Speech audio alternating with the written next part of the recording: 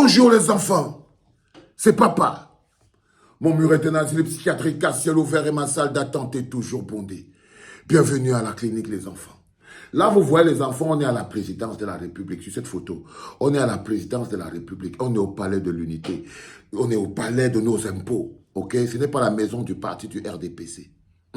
C'est le palais de nos impôts. C'est Ferdinand Ngongo. Et je vous donne la légende. Sur haute instruction ferme du président de la République, le ministre d'État Ferdinand Ngongo a lancé ce mardi 1er juillet 2025 une série de réunions stratégiques avec les membres du gouvernement et les parlementaires de toutes les régions. Objectif, bâtir une stratégie claire et concertée, remobiliser toutes les forces vives et garantir une victoire nette et sans contestation au prochain scrutin présidentiel. Si vous avez l'esprit un peu clair et que vous aimez un peu ce pays, quand on finit de lire ça, on devrait tous se diriger vers Etoudi pour faire descendre tout ça à terre. On ne peut pas mépriser un peuple pareil. Celui qui a organisé toute cette mascarade, c'est Ferdinand Ngongo, un rampant. Il n'est pas capable de se mettre debout. Il veut être président de la République. Il veut être un homme politique. Mais il n'est ni un homme politique, ni un président de la République. Il a réussi à avoir 7 ans de présidence de la République. Depuis le 5 février 2019 jusqu'en 2025. Il a goûté avec sa bouche. Là, il essaye d'être de nouveau président de la République, encore par procuration. Là, on appelle Ferdinand Ngongo est en train d'organiser son élection à la présidence de la République par procuration sous le couvert du nom de Paul Biya. C'est-à-dire que Paul Biya lui-même, il n'est pas là. Paul Biya n'est plus candidat à l'élection présidentielle. Il n'a plus le droit d'être candidat à l'élection présidentielle. Je n'arrête pas de vous le dire. C'est-à-dire que voilà un bonhomme qui ne s'apprête pas à faire de la campagne. Il ne s'apprête pas à aller vers le peuple camerounais. Il ne s'apprête pas à signer son contrat avec le peuple camerounais. L'élection présidentielle, c'est un contrat entre un homme et le peuple. Le peuple le regarde dans les yeux. Il regarde le peuple dans les yeux. Il signe un contrat honnête de gestion de la société. C'est ça l'élection présidentielle. Mais il nous prend tellement pour des chèvres à un point où il se dit que non. Paul Biya peut avoir ses 100 ans, être en train de se faire son pipi dans son lit, mais c'est son nom qu'ils vont utiliser. Là, ils n'utilisent pas seulement le nom de Paul Biya. Ils utilisent maintenant les locaux de la présidence de la République. Et ce n'est pas un discours, un débat qui part par... Il faut aller convaincre les populations, parce que pour aller convaincre les populations, il faut que Paul Biya lui-même aille faire ce travail. Ça s'appelle candidature par procuration. C'est-à-dire que Ngongo a décidé qu'il va rester président. Mais pour qu'il reste président, il utilise le nom de Paul Biya. Il utilise le nom de Paul Biya. Issa Chiroma vous a dit Paul Biya ne gouverne plus. Il a démissionné parce qu'il ne le voit pas. Bello Bouba Maïgari, Paul Biya ne gouverne plus. Il a démissionné parce qu'il ne le voit plus. Personne ne le voit plus. Si vous demandez au chef d'état-major de la police des gens, quand ils ont vu Paul Biya, personne ne le voit plus. On parle comme ça parce que nous-mêmes, on a déjà donné la honte aux chiens. Si on était un pays qui a une société civile solide, si on avait un pays qui a un peuple déjà mûr, mature, on devait déjà organiser des manifestations au Cameroun. Seigneur. Alors si il devait avoir des manifestations disant on veut voir Paul Biya. Non à la candidature de Paul Biya. La candidature de Paul Biya est une imposture, une forfaiture. C'est une imposture et une forfaiture. Voilà les gens qui sont derrière cette candidature. Ils n'ont même pas d'honneur ni de dignité. C'est monsieur derrière cette candidature fictive d'un homme qui n'existe plus, dont on veut utiliser le nom parce qu'ils n'ont pas de nom. Ils veulent utiliser le nom de Paul Biya parce qu'ils n'ont pas de légitimité. Ils veulent utiliser le nom de Paul Biya pour se maintenir en vie parce que c'est le seul nom qui a un impact dans vos vies et c'est la seule clé, la seule chaîne à laquelle vous devez vous libérer.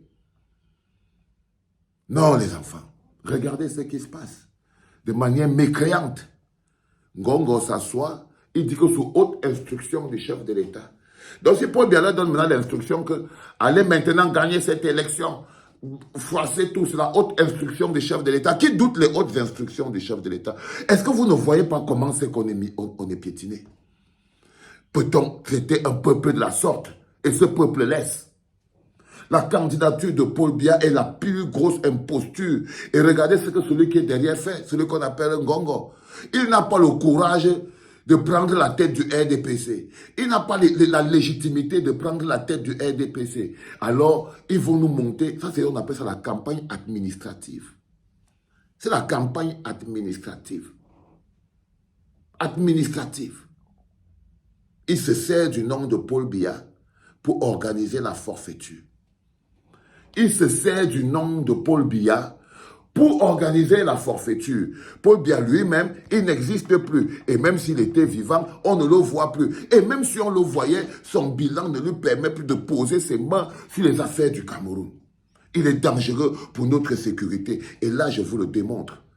Il n'y a que quelqu'un qui est dangereux qui peut accepter que son nom soit utilisé pour maintenir son pays dans la misère et entre les mains des prébandiers.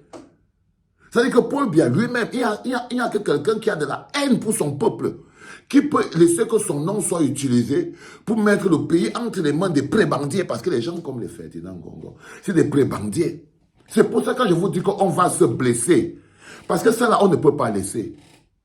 Et je redis encore aux forces de défense et de sécurité, ceux de la police, pour leur dire que quand vous voyez ça, j'espère que vous comprenez qu'on va se blesser dans la rue. Et j'espère que vous prendrez votre place. Ce message est encore de nouveau aux forces de défense et de sécurité. Que quand vous-même vous voyez ce que Ngongo est en train de faire, vous-même, vous n'avez plus votre chef, le commandant en chef. Non, il n'y a plus de leader. Vous n'avez plus de président. Vous n'avez plus rien. Celui-ci, c'est un usurpateur qui organise l'usurpation comme il a eu en 2018.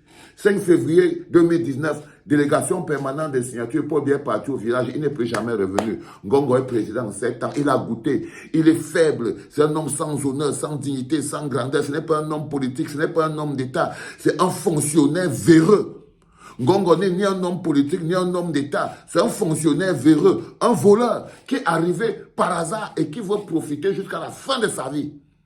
Il n'a aucune légitimité, ni dans le parti, ni dans l'opinion. Il dirige un peuple qui ne lui a rien demandé. Donc, il dirige un pays sans la moindre légitimité. C'est un voleur de légitimité.